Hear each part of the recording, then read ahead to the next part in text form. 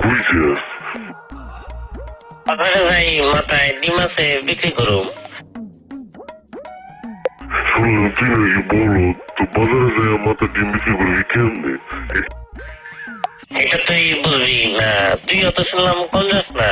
আচ্ছা বললে কত দেখি আমার মাথায় কি আছে, যদি কইতে পারস তোরে আমি 2টা ডিম দেবো। তোর মাথায় আমার মাথা দিয়ে চুলকায়। আচ্ছা কইতাছি তুই সহজ করে দে।